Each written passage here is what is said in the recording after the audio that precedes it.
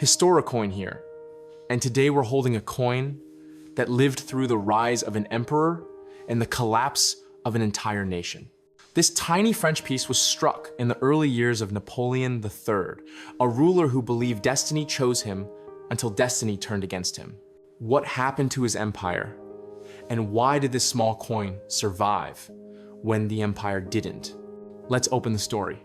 Before this coin ever existed, Europe watched a strange name return to French politics: Napoleon.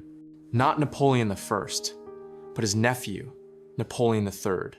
A man raised in exile, chased from country to country. A man who escaped prison twice.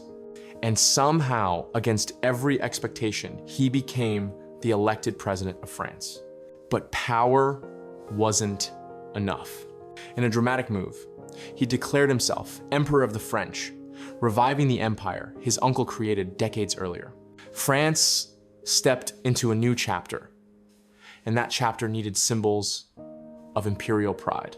One of those symbols is right in your hand. The year written on this coin, 1853, wasn't just a date.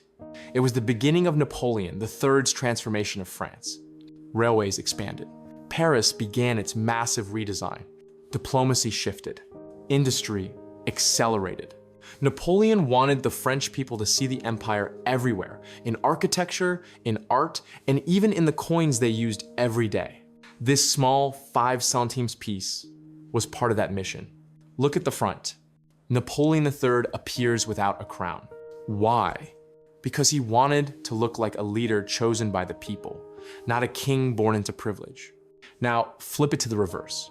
You'll see the imperial eagle, wings wide, claws ready, staring forward.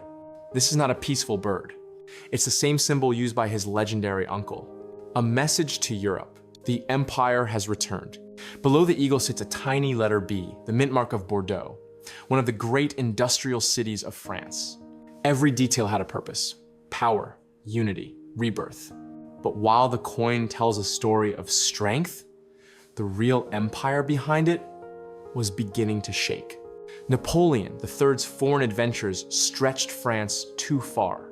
He intervened in Italy. He launched a disastrous mission in Mexico. He tried to balance rival European powers and misjudged almost all of them. Meanwhile, a rising German state, Prussia, grew stronger under the genius of Otto von Bismarck. France didn't notice the storm building until it was too late. In the year 1870, France declared war on Prussia.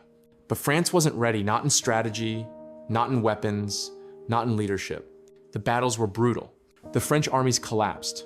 And in one of the most shocking moments in European history, the emperor himself was captured.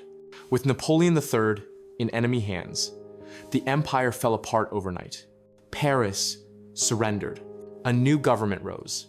And the imperial era, the era this coin represents, was gone forever. When the empire collapsed, the new French government moved quickly to erase its symbols. Coins were withdrawn, melted, replaced. Imperial eagles disappeared from pockets, markets, and banks.